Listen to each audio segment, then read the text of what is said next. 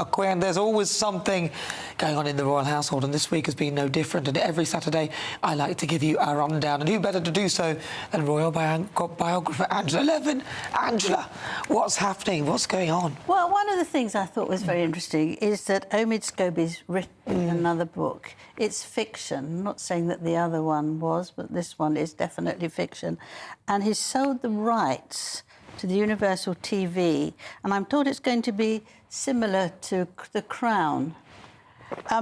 Now, what it is, it's about a press officer who brought in to make a fresh life into Buckingham Palace communications team, right? And they face the challenges and protocol of the royal household. So you can imagine there's going to be a lot of banging about the royal family. They're not going to be easy, and they're not going to be sensible. So that's what it is. He's writing it with a woman called Robin Benway, and that's the two of them that's done. I mean, I think it's a very good idea to change what he's doing, because he can't get help from the palace or anyone to write another biography or bring it up. But actually this might be dreadful, or it might be quite good fun. But do you think that he's trying to bring in...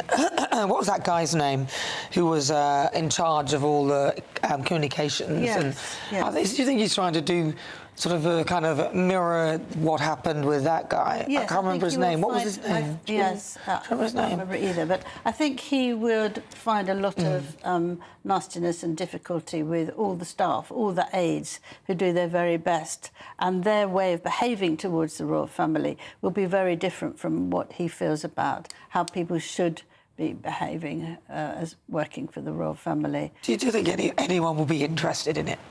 I don't think they would be, actually. Yeah. I certainly wouldn't be interested, because it's fiction, and we know he doesn't like the royal family, and he will make it up, and he'll try and promote Meghan, he'll try and promote Harry, less so, but definitely Meghan.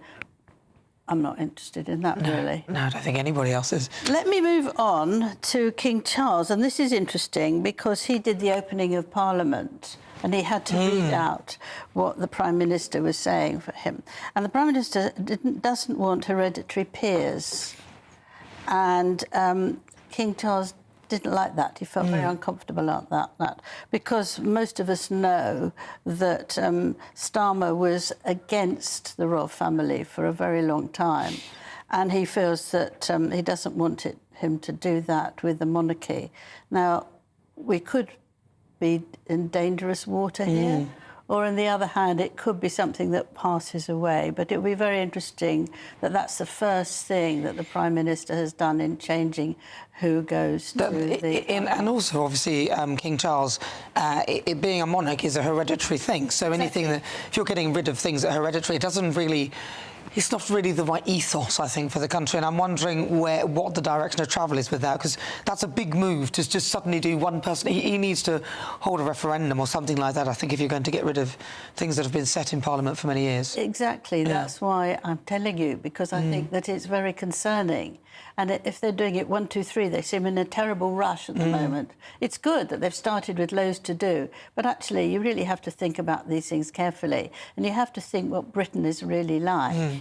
And what we go for. I mean, I think it's different if a lot of the people in the House of Lords are sleeping all the time, because quite a few of them do sleep during the day. I don't think they should get their money. But to say that you can't have hereditary peers, I think is much more important than actually people have grasped so far. Well, didn't he also try and ban people from going in there if they're over 80 or something?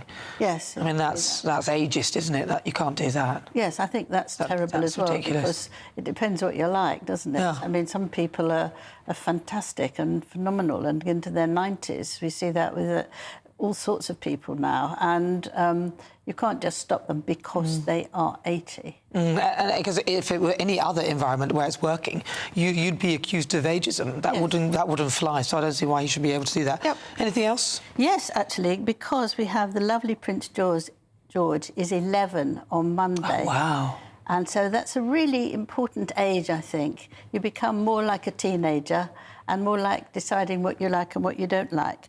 I can tell you he likes spaghetti carbonara. Oh, I love that. And he was a very sensitive boy, but now he's come out of his shield, and he's actually enjoys sport in particular. We've seen him with his dad, and there he's very outward, and they're hugging each other and jumping up and down, and he's been very, very excited. And I think that now, you know, he saw Euros, and he's always there for Aston Villa, and I think it's very sweet that he is now very much a mini boy of his father. They get on brilliantly well, and I think it's very comforting for both of them in these difficult times. Oh, it's lovely, isn't it? And I think that's lovely. It's very sweet.